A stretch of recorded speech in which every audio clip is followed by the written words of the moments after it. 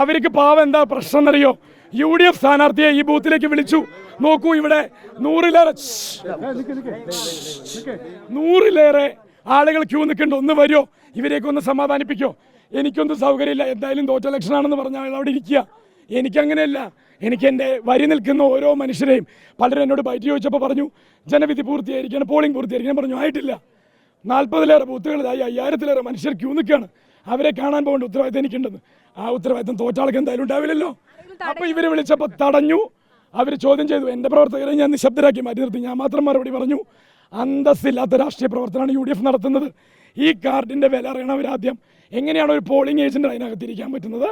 അതേ വില കൊണ്ടാണ് ഒരു കാൻഡിഡേറ്റ് കാർഡ് കൊണ്ട് ഏത് സമയത്തും ഏത് ബൂത്തിലും കാൻഡിഡേറ്റ് കയറി ചെല്ലാൻ പറ്റുന്നത്.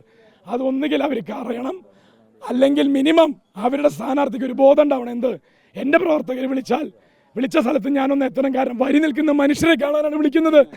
അതിന് പോലും സൗകര്യമില്ലാത്ത ഒരു സ്ഥാനാർത്ഥിയും പേറി നിൽക്കുന്ന UDF-കാരുടെ മാനസികാവസ്ഥ ഞങ്ങൾ മനസ്സിലാക്കുന്നു.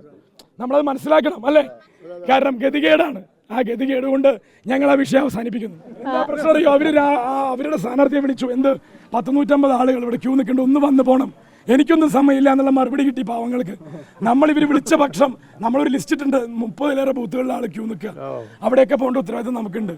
തോറ്റാൾക്ക് അതുണ്ടാവില്ലല്ലോ. അപ്പോൾ അതുകൊണ്ട് പാവം ആ പ്രവർത്തകരുടെ വികാരം നമ്മൾ മാനിക്കുന്നു.